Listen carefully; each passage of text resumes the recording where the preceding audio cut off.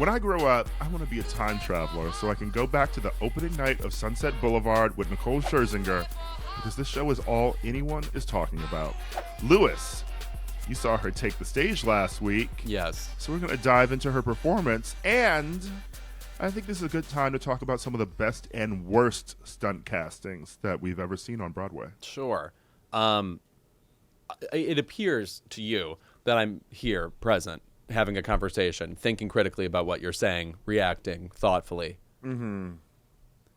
Ever since I fucking saw this performance, I have felt completely different. I feel frozen in time, and I want to be back in this performance. I, as you know, love live theater. Please, by all means, put me at a play, put me at a musical. I usually watch the show and then ready to put it behind me. The minute she started singing with one look in this show, I wanted it to go on for fucking 10 years. This is my favorite theatrical performance I have ever seen, and I thought nothing would ever top Renee Elise Goldsberry in Hamilton, which if you saw that live, she was a heaving fucking monster doing that Satisfied song. Nicole Scherzinger in this musical, and I think everybody would agree, Sunset Boulevard is not and never has been Andrew Lloyd Webber's proudest showing. Not like, nobody would ever say that this musical is like, you know, the definitive thing he did or whatever, even if you really like Glenn Close in it or you like Betty Buckley in it. Nicole Scherzinger, and we of course have been aware that she is musical ready ever since she gave us that performance of Don't Cry for Me Argentina all these years ago that had the Andrew Lloyd Webber stamp of approval on it.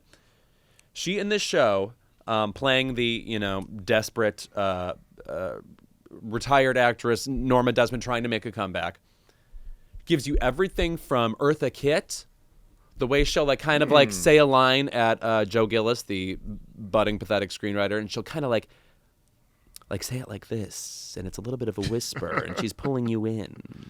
And then later, when the show kind of explodes, she becomes as big as Godzilla.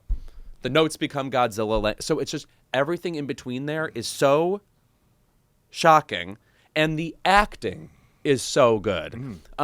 With One Look is one of the signature songs of Sunset Boulevard. And when you watch Glenn Close do it, it's an amusing song, and she takes you back in time a little bit, but honestly, it's really just a pompous song where this character is screaming like, you know, I'll come back. You know, it's already everything we know about that character. In this version, it's sung so beautifully, and the music is so sweeping, it almost feels like an in memoriam reel at the Oscars, or like something they would play for a movie montage. It takes you back in time, and it takes you back to one moment when this character, Norma Desmond, might have been a magical screen presence. And I was crying immediately. It was hard falling, and I am not here on earth to cry. I am not a crier. I was sitting in the fifth row, astounded by what she was delivering and how, with the gusto she had, kind of like a Disney villain. Like she, like, you know, it's, you know, with one look, you know, has kind of like a Jafar quality when she's reaching out with you, lots of outstretched fingers. All I can say is the mastery begins there and does not let up. And the entire cast matches her. David Thaxton as the manservant, who has this rich, booming voice, fabulously done, much like Eric von Stroheim in the original movie. Then you've got Tom Francis as Joe Gillis, the William Holden character from the movie. There's a cynicism on him that makes you really feel like you're watching a film noir character live on stage. Awesome job. Loved him. All the backup dancers who are specifically made to look younger than her. Very impressive. My friend Jameen Moon is one of those. He is fabulous. But something that is one last thing I'll say about the amazingness of this show. I like that she's not a decrepit old figure in this, because it's cool that Norma Desmond might just be discarded simply by aging. You know, just like the fact that she is over 40 makes her a lunatic, you know? And I think that's a kind of a cool thing this play gets into. And I forget, Ira, did you see Jessica Chastain in A Doll's House? Yes. Okay. It's the same director, and the approach is the same. So you get this grayscale, you know, look of the show. There's like very few props, and it's black and white, like a Norma Desmond movie. And the way Norma Desmond says she wants to get back to the audiences who are still out there in the dark for her, this show puts her in the dark. Because obviously she's this delusional figure. And the approach of making the dialogue so ASMR-like works better here, because it's sort of like she gets to lure you into her lair. Whereas in A Doll's House, they ASMR quality just emphasized the fear of that character, that she would get found out by her husband. So I was impressed with that too. Now, question. Yeah. Yes? Does Sunset Boulevard open with Nicole Scherzinger sitting there ordering a flight on JetBlue like Jessica Chastain did in a doll's house? No. Where you walk in and just see her sitting in that chair, spinning around the stage. Oh my God, and she's there for like a half hour too. No joke. No, wisely, it opens with what appears to be Nicole Scherzinger, and it's a younger version of the Norma Desmond actress who does several dances with her, and that's one of the highlights of the show too. Here's the criticism I have for the show. If you're going to watch it, and I know you will, watch the movie first. Because of the minimalist staging, plenty of what's happening on the stage sometimes I think would be confusing to people who haven't seen the movie, because a lot of it is plucked dialogue-wise right from the 1950 movie. And when you get, like, when Joe Gillis is meeting this young screenwriter who is taking him away from Norma, you kind of wouldn't understand what was happening unless you had seen the movie. So that is a criticism of mine, but also I love the movie, and it was a pleasure to watch that and then jump into this. An amazing experience. I am with Rosie O'Donnell, who gave it her crazy rave on Instagram. I could not believe what I was seeing. And now I am a Nicole Scherzinger stan. Not that I wasn't before. Don't Hold Your Breath, one of the great pop singles. Yeah. I mean, who doesn't love Nicole Scherzinger? Do you understand what I'm saying? The greatest behind the music episode of all time, and you know I've seen them all. She beats Fleetwood Mac. Yeah. Who would be the modern day equivalent of I'm ready for my close-up, Mr. DeMille? I know. Well, you know what's weird? It's like the story doesn't really work for today because it's specifically about the bridge between silent movies and talkies. And it's like somebody who was famous literally only 20 years ago, I would personally say they're all working. You know what I mean? Like we're still giving, I don't know, Glenn Close is coming to mind. Like they're still getting nominated for Oscars, you know? Yeah. Probably have to be someone in TV, to be honest. Right, like, who didn't make the Sarah jump Michelle elsewhere. Gellar. Right. Oh my God. By all means, be in the whatever Reno offshoot of this play, please. Not Reno. All right, so stunt castings. Okay, Broadway. yeah. I am on theme today. I'm wearing a Madonna Celebration shirt, and I think we couldn't talk about stunt castings on the show, at least not with you, without bringing up Madonna in Speed the Plow. Yes, I'm. First of all, I'm familiar with American recording artist Madonna. It's true. Second of all, Speed the Plow is a David Mamet play from the late '80s. Where, I mean, Joe Mantegna was the star, and then she was in it too. And there are a couple moments in Madonna's career where you can see on stage that she is extremely fucking nervous. And what I've seen of this play looks like a nervous person on stage. Yeah, there are clips. If you Google Madonna Speed the Plow, there are clips from opening night. There's clips of people mobbing outside the theater to see her. It was really a bonanza. Yeah, and I think Ron Silver's in it too. That's somebody who kind of went away. He died like 2009 or something. He is so good in the Jeremy Irons movie Reversal of Fortune. But that's an interesting stunt cast. You know what I think is one of the most successful stunt castings of all time? Reba McEntire and Annie Get Your Gun. Yes. Fantastic. Because, by the way, before that, obviously, Bernadette Peters won a Tony for that. It's a famous Ethel Merman role. I don't think anybody thought Reba McEntire would be the next iteration of those two people, when the kookiness of the character, the look on her face, the rascally vibe is exactly Reba. She stepped into it and looked like she had never not been a stage actress, and there are tons of clips of that online. Listen, I love Reba so much that I might almost cave and watch that show Happy's Place. Also, aren't we getting like a new Reba or something? We should be. I think she's doing a new version of the show Reba, which I believe ran for 114 seasons. It's like 60 minutes. Stunt casting that I love, and it's one of the first Broadway shows I ever saw. I brought this up on Keep It before, but it was Christina Applegate in Sweet Charity. Oh, yes. Another case of you wouldn't have any reason to know that this person had this ability in her. Yeah, I think I have an early, old photo back when we used to upload everything to Facebook. And it's probably it's one of the old photos where, when you take the photo, it would still have the date in the corner. Oh, my God. The first that's Facebook photos. Oh, my God. I remember physically uploading those. Yes. Of me getting my playbill signed by Christina Applegate. I still have that playbill. And she was fantastic. And I remember she had also twisted her ankle or something, and she still did performances of Sweet Charity, and it was fantastic.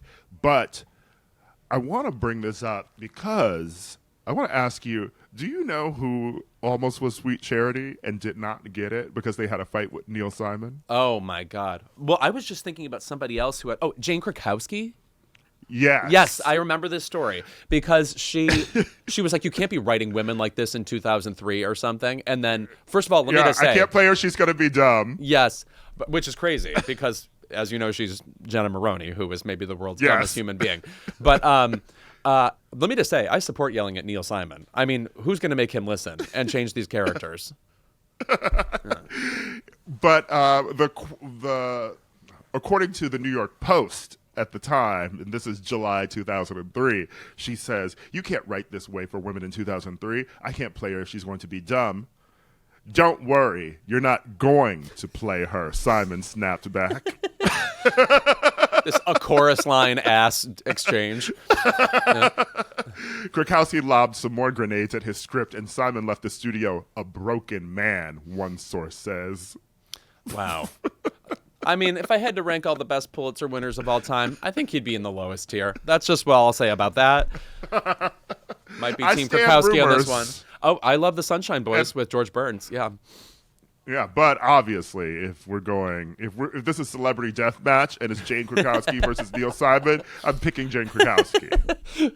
You're pretending we used to bet on Celebrity Deathmatch matches as if it was a meritocracy, like who will ultimately win this grappling bout. It's a claymation television series from the 90s, guys. You know what's funny about stunt casting is this was stunt casting at the time, but now it doesn't really feel like stunt casting anymore. Daniel Radcliffe in How to Succeed in Business Without Really Trying, because since then, and with Equus, and now recently with Merrily We Roll Along, he just seems commonplace on Broadway now. No, and also it seems like kind of what he ultimately wanted to do in the first place. Like, I think the community of Broadway is just something I associate with the sentiment of Daniel Radcliffe. Like, a cool, down-to-earth person who wants to put in the work. Yeah, so that seemed like a thing that was stunt casting at first, but really sort of him using it as a backdoor way to just be in theater. Yeah, we are playing a bit fast and loose with the term stunt casting. Generally speaking, I think what it means is it's somebody who's replacing somebody else, and it's like to revive ticket sales. They bring in somebody who's famous, maybe in a medium that's not Broadway, like a pop singer, a TV star, or something like that. Something they routinely do in versions of Chicago, you know, when like suddenly you find out whatever Jinx Monsoon's in it or something. And by the way, talk about somebody where that doesn't feel like fan casting anymore. That Jinx Monsoon belongs on a stage. But you know, for instance, like Ariana Madix, Pamela who Anderson, I thought was great. Yeah, right, exactly. But I would say about stunt casting though is that was the thing where people would waltz in like halfway through a show like to revive ticket sales now. But I feel like with the sort of downturn in movies being made now and TV being made, you know, since the strikes happened, so many shows are opening now, especially straight plays on Broadway, that are just from the jump stars. Yeah. Like you have Denzel Washington and Jake Gyllenhaal in Othello. Right, of course. And we're getting George Clooney in a stage version of Good Night and Good Luck soon, where he's playing Edward R. Murrow, who was played in his movie Good Night and Good Luck by David Strathairn. That I think is pretty exciting, though I don't think of him as much of a stage performer, so I'm going to fold my arms until I see that and be cautiously optimistic. Now, here's a question. Do we consider Lea Michele in Funny Girl stunt casting? I mean, I guess that's the most... It's like a highbrow version of that, right? Like, we know she's a stage performer, but to put her in that role after we give her the simulated version on Glee playing Fanny Bryce... I mean, who did it better? I mean, like, that's maybe one of the best performances ever that is ineligible for a Tony. She was doing stunts and shows, let me tell you that. Yeah. And, baby, I know Beanie Feldstein is going to take that to the grave, okay? She's going to take that grudge to the grave. I saw Lea Michele in Funny Girl, and she was staggering, even though the second act, so much of it makes you want to fucking stab yourself because the play suddenly wants to be about Nikki Arnstein, who has no qualities except villain. Yeah. To bring it back to Beanie, though, I will say she was fantastic in 25th Annual Putnam County Spelling Bee, which I saw at the Kennedy Center a couple weeks ago. Oh, just recently. Yes. So she was fantastic in that. And that fit. So that character, it's more about the acting and the comedy, you know? I just think that unless you're a belter, why are you playing Fanny Price? Right. If I can, and speaking of acting with comic flourish, if I can get back to Nicole Scherzinger for a second. I don't know what she should really do next on Broadway. You know what she could do? Masterclass. I would love to see her as Maria Callas, schooling young actors and like giving that kind of Norma Desmond bravado, but with a lot more comic punchlines. I think that'd be fab. By the way, you know what I will say about Nicole Scherzinger, also in Sunset Boulevard? You know what prepares you for what she does with her voice? Do you remember that cover of GoldenEye she did for like the GoldenEye re-release, where which obviously that's a Tina Turner song, Tina Turner Bond theme. That what she does in that song with the GoldenEye, that kind of thing, a lot of that in this play, and I was very pleased to hear it since her cover of GoldenEye is, I think, fabulous, and of course ends on a crazy high note. Mm-hmm. If you want to bring it back to Andrew Lloyd Webber and talk about a casting that did not work. Oh. Do we recall Ricky Martin in Evita? Oh, yes. I understand that, by the way, he is an Emmy-nominated actor for the Versace show. And a great singer. And we put him on that Palm Royal show, which somebody finished. And Carol Burnett did. Yeah, right. No, and we got her an Emmy nomination. Great. Wonderful. Everyone got dressed up for the Emmys. Yes, I remember that at the time, and I also think we quickly were like, let's just remember him for the Cup of Life. Yeah, that did not recoup its investment, by the way. Oh, really? Shocker. Yeah. No, it did not make money. People were not happy with that production. Well, that also calls to mind Fran Drescher, a.k.a. Fran Fine, as the godmother in Cinderella, a play that I am shockingly protective over because I am obsessed with the TV movie version, not the Brandy one, which is fine, the Leslie Ann Warren one from the 60s where Celeste Holm plays her fairy godmother. I love Leslie Ann Warren's version of In My Own Little Corner. If you haven't looked that up, enjoy it. But interestingly in that, what I've seen clips of that, Carly Rae Jepsen was Cinderella in that version, and she was pretty good. That's definitely stunt casting.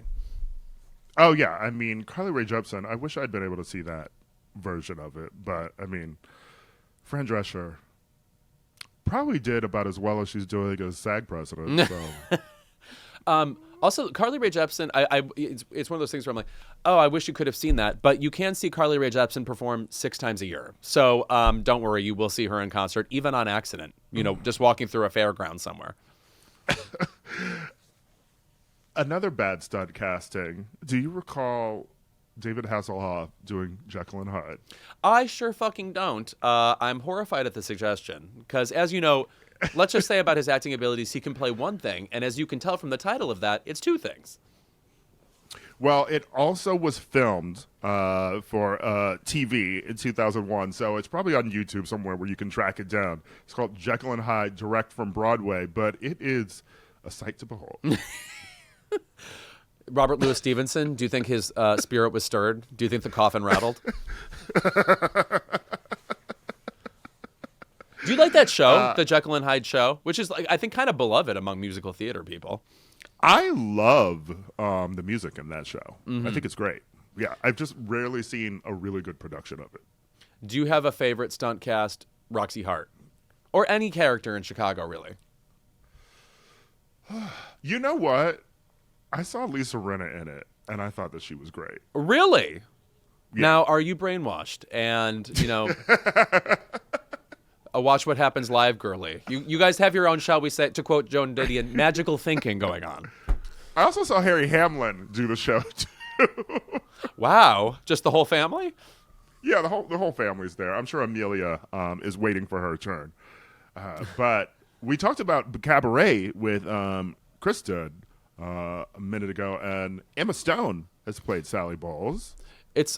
She's one of these people that I would actually describe as annoyingly talented because she kind of plays it down about herself. I know she has the 2 Oscars and everything, but she just is like, whatever, I'll give it a shot. That seems to be her vibe. And then everyone loved her in Cabaret. And she was taking over at the time for Michelle Williams, if I'm not mistaken. Yeah, another sort of stunt casting. Oh, you know? before we wrap this up, I must say a great version of stunt casting, even though she originated it, was nominated for a Tony. Linda Ronstadt in The Pirates of Penzance. Like, you would go to the theater and you would expect a certain kind of musical theater voice, which she can deliver, but the operatic quality the peaks of her talent are so unlike any of her contemporaries. Like, I love, Linda Ronstadt was around the same time as people like Carly Simon or Carole King or something. All lovely people. And they were more songwriters. And Linda Ronstadt is not a songwriter. But man, when you go and see her, she delivers the depth of a singer-songwriter type song. But she also could be an opera star, a fucking mariachi star, just anything she wanted to be. And in that play, you got her actually acting really well, too. There's lots of clips from it. Yeah, and I'm sure we'll get Gaga on stage in a stunt casting soon enough. No kidding. How has that not happened yet? Well, she's been trying to do that movie thing for a minute. Right. I'm sure she's assembling a hologram of Tony Bennett right now, too. All right, let us know what some of your favorite stunt castings were and some of the worst. I'm sure there are many Keep It fans who've seen a lot more shows. So we'll be right back with Keep It. And we're back for our favorite segment of the episode. It's Keep It. Yes. Louis. Uh-huh. You just got some devastating news. Oh, my God. You should have seen. It was like broadcast news. The producer ran into the studio. A hanky beneath his eye. Chris, he reaches out, arms outstretched, like Norma Desmond. And he tells me that Teri Garr died. One of the great comic actresses ever. If you're extremely basic, you know her as Lisa Kudrow's mother on Friends. But if you're, someone I would hang out with, you would know her from her multitude of fabulous roles. I just heard this news. I'm being flooded with all these feelings about Teri Garr. Lots to say. My keep it is to the fact that she has passed away. That's all. I mean, it's a basic keep it. I'm sorry. It's not much to say about that. Teri Garr in Tootsie has some line readings, and I think some improvisational moments that she put in there. Fabulous Oscar-nominated performance. She lost to her co-star, Jessica Lange. Funny story about that. Teri Garr gave one of the greatest interviews of all time to the AV Club. I believe it's called Random Roles. They go through several roles in their career and just ask her about it. And she talks about having lost the Oscar to Jessica Lange, and she just says, she got enough problems being married to that playwright. Talking about Sam Shepard. It's so funny.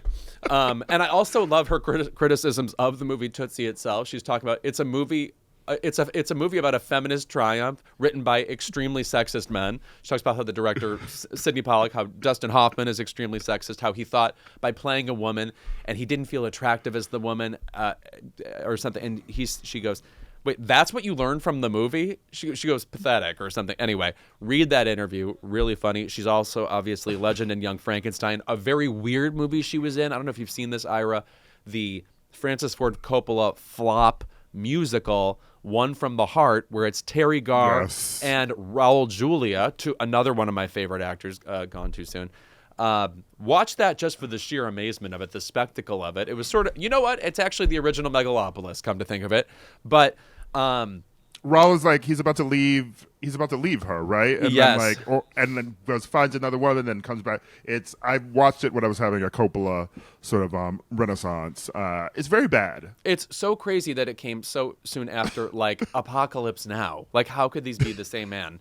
But yes, obviously Teri Garr had MS for years and years and years. She was a fabulous guest on David Letterman, maybe the best. She competes with Amy Sedaris on that front.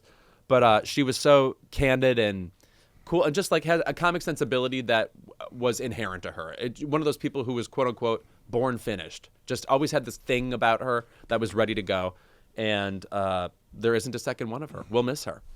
Yeah, I mean, I can be basic and say that, I loved her in Young Frankenstein, Inga. The Knockers, lots of jokes that are great. Mr. Mom. Dang, now we said it. Yeah. She's also in Dick, right? Yeah, which, you know what? Dick is a rewarding watch, especially since we're in this world of really appreciating the universe of Kirsten Dunst. It doesn't really come up enough. Yeah, it's also, I would say it's a 5-star movie for me. It's really, really funny, and it seemed just sort of like a dumb teen comedy when you watched it when we were in high school, but rewatching it as an adult, I'm like, oh no, this is a really smart, funny movie about politics and Watergate. And I want to emphasize quickly that Teri Garr wrote an awesome memoir too that you'll flip through in a single day. So Amazon that. Great. Okay, so my keep it this week goes to Stans. Oh, this is so original recipe. Keep it. 2018, Okay. but we would tell Stans to stop it. I know. I praised the Halsey album, The Great Impersonator, in this episode already. I think it's fantastic. And the album has gotten a lot of critical acclaim. Like, the fucking New York Times gave it a glowing review. The Rolling Stone gave it a glowing review. It's selling well. I gave it a great review in my newsletter. Okay, like even I loved in your it. pamphlet. Wow. in my 95 theses. In your gazette. Yeah. I love the album, and I'm not even a Halsey stan. Okay, I mean my favorite Halsey song is a Post Malone song. Wow. Die for You. Yes, I remember. Yeah, but I want to say keep it to her stance because, of course, they were waiting on pins and needles for the Pitchfork review to drop. Oh, no. You can't be waiting around. You live one time. Yeah, and it's like, you know what Pitchfork is going to say about this album. Like, you just know they're not going to like it. Pitchfork reviewed the album, and they gave it a 4.8. Wow, that is quite low. And here's the thing that I want to say about Pitchfork reviews. Whenever people criticize Pitchfork, they always criticize it as if it's a monolith, like as if there's one person doing all of these reviews. Right. Obviously, they hire different people to do reviews, different people who are going to respond to the music. You know, first of all, not everyone is Megan Garvey, who writes fantastic reviews. Mm-hmm. Not everyone's going to respond to the music the way that you would. You know, if a different reviewer might have liked it more. But the person who reviewed this album just didn't like it. They gave it a 4.8, and they gave Brat an 8.0. Okay, that's their vibe Sure. of music this year, which makes sense, to be honest. But I want to say keep it to the stands who were pulling up Halsey's old tweet. You remember that one of, can the basement they run Pitchfork out of just collapse already? Which she did not realize that Pitchfork was in the 9/11 Memorial Building. Oh, my God. And then people jumped on that. I mean, that's like Kesha Die Young level stupidity among so-called fans. But the attacking of Pitchfork and the reviewer is just so stupid because there are so many great reviews of this album already. And so do you need everybody to fall in line? You need everyone to bend the knee to Halsey, you know, like she fucking Daenerys Targaryen, okay? Like, you should be able to appreciate the good reviews of an album and also people who fucking hate the album, because that's how you grow up learning to love music, okay? You should be arguing about the taste of your own music. You should know what people say about an album when they love it, and you should also know what people say about an album when they fucking hate it, so that you can engage both sides and actually discuss music that you love or don't like as an adult. Well, I always say one of my great pleasures in life is if I'm interested enough in an artist or a movie or whatever, I go to Metacritic and read the entire column of reviews, from the ones that give it 100 to the ones that give it a 0. And first of all, it informs what I think. It makes me think about every part of the movie. You know, like, oh, I forgot about that part, and then this reviewer brought it up. So it just keeps it fresh in your mind. This is happening to me right now. The New York Times review of Sunset Boulevard is not particularly positive at all. Like, they barely even compliment Nicole Scherzinger. And if you look at anywhere else, like the celebrity endorsements alone, but like most other news media, like Variety's gushing, etc. But for theater, you really want the New York Times review to be the one that like sets the positive reviews ablaze, because it feels like Tony voters respond to what the New York Times thinks and stuff. So I did have a crestfallen moment where I'm like, oh, I just wish they had clinched that. But at the same time, the review was written well enough that I remember it, for one thing, and two, got me thinking about the production in a way I hadn't before. So I just find that to be a pleasure, and the entire reason we go to these things in the first place. The entire reason we like art, the entire reason we host a podcast like Keep It. I mean, I recently bought a collection of Frank Rich, the nickname the Butcher of Broadway. Yes. Collection of all of his theater reviews, and it's fun reading reviews that shows that he trashed. I'm sure it wasn't fun for the people who were in them at the time, but you learn a lot from theater and about theater's past by reading those reviews. It's one critic's opinion.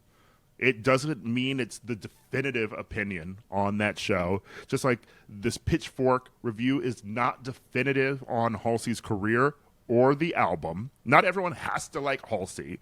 Not everyone has to like her also because she went through, a traumatic incident or, because she had health issues while making the album too. That doesn't mean that everyone's going to be like, oh, I love the album now, you know?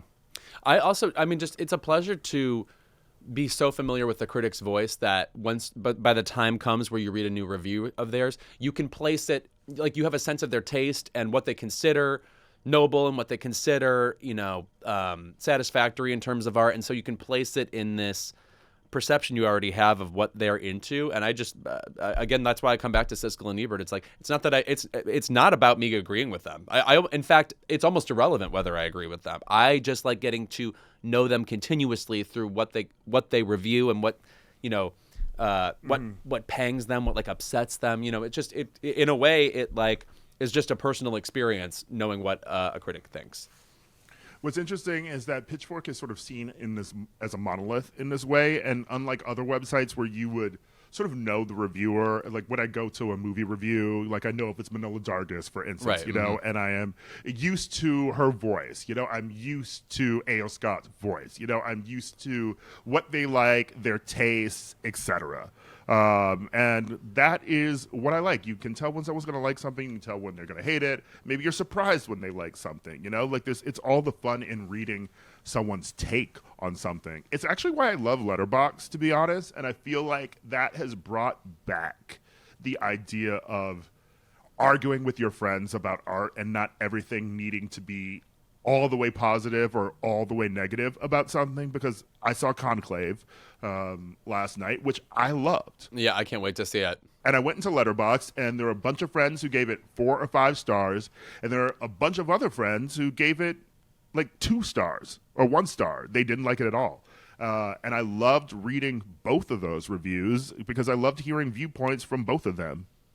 And, at the end of the day, there's only one actual reviewer I trust, and that's Azealia Banks, who has the most moderated, even keel taste.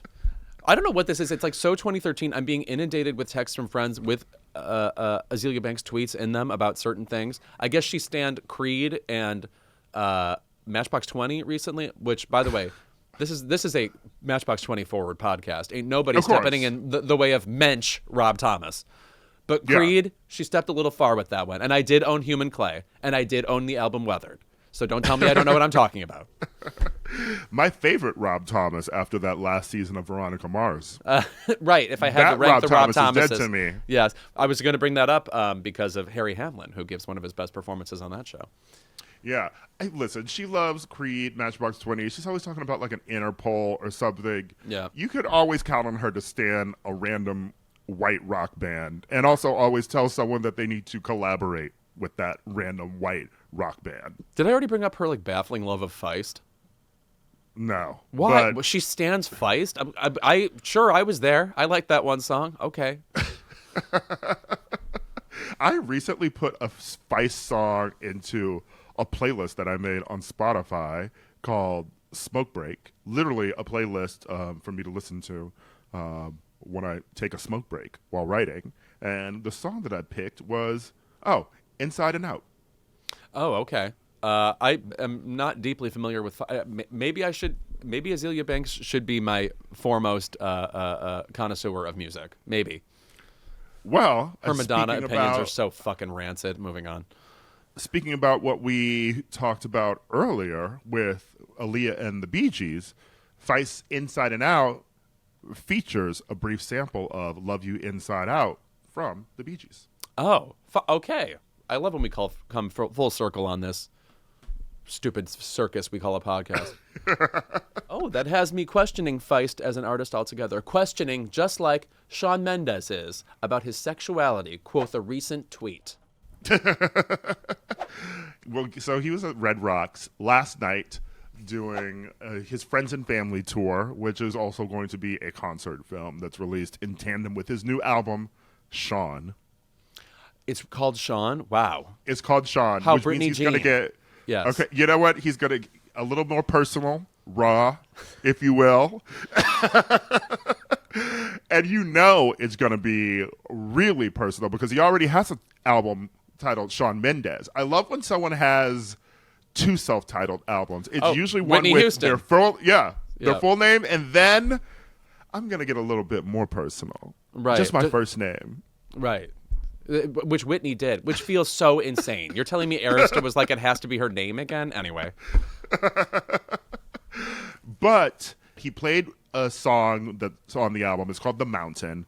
And that song has a lyric that is about his sexuality. It's gone viral on TikTok recently. But the lyrics are, you can say I'm too young, you can say I'm too old, you can say I like girls or boys, whatever fits your mold. And people are, all a titter about it. They're like, what's this? What's that? And they're all on Twitter about it. The girls love to not shut up. Yeah. But then when he performed the song last night, he actually gave a little speech and said, since I was really young, there's been this thing about my sexuality. People have been talking about it for so long. I think it's kind of silly because I think sexuality is such a beautifully complex thing, and it's so hard to just put into boxes.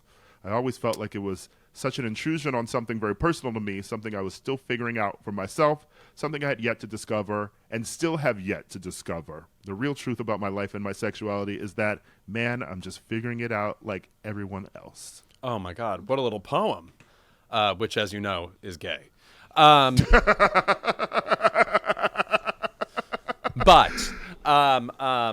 yeah, fair enough. You know what I mean? You know what I think is interesting about sexuality? How uncomplex it is for me. So I actually have to disagree with him on that front. I really do one thing. I mean, when you see it live, you'll get it. I love his poetry. Get Amanda Gorman out of here. Yeah, oh, please. Have him at the inauguration, no matter who wins. Now, in retrospect, when I think of Amanda Gorman, I think of her as trying to deliver her poem over the sound of J-Lo doing Let's Get Loud. Like, that's, I'm conflating them in my head. I know that didn't really happen.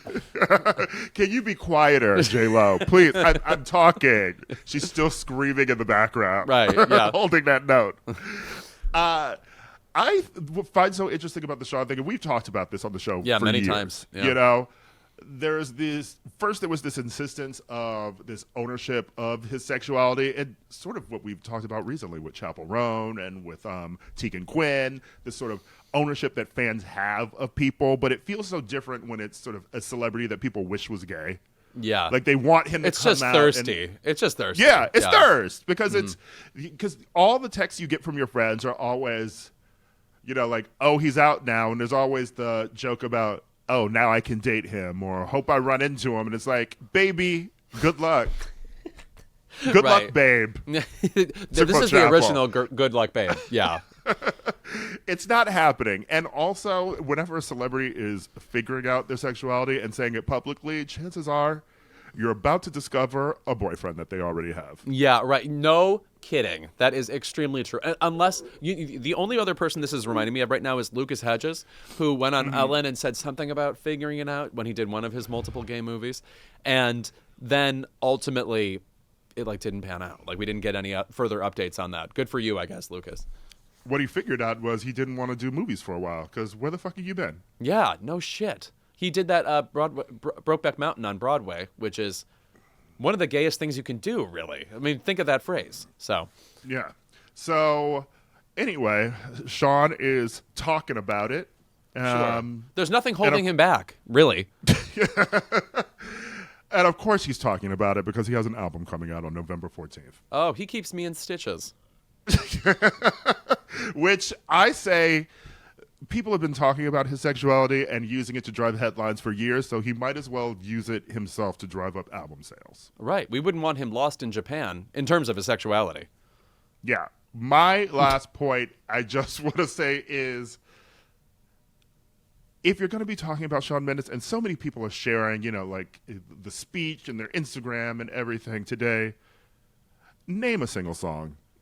Like the people doing this, like, you don't even listen to his music. You only care about him in terms of thinking he's hot. Right, which there's plenty of hot people out there. Find something to do. Yeah, that doesn't do anything for his album sales, baby. Right. We need people to buy the album. Quote. Full Moon's Brandy. Bring it back full circle. Yes, once again. Although my new favorite version of that is, have you seen Raven on 106 in Park? Oh, yes, and she's like trembling. Yes, yeah. Where she's talking and she says, she's talking about, oh, my new album's coming out. And then she says, I'm always talking about new music that none of you ever buy. The humorlessness. So funny. And someone says, I bought it. I bought the last one. She says, are you just saying that? Oh, thank you. Thank you if you actually did. I love her. Yeah, no, she is amusing. Yeah. And also, there's an election going on next week. Yeah, go ahead and participate in it. Vote. Vote however you feel. I sound like a celebrity now. Just as long as you go and vote. No, go and vote for Kamala Harris. Please, God. Yes, go ahead and do that. The right thing. The thing you know is right. The right thing. Yeah. Anyway, we will see you next week. Our episode will be dropping after Election Day, but this is America, so we probably won't even have a president by then. See you next week.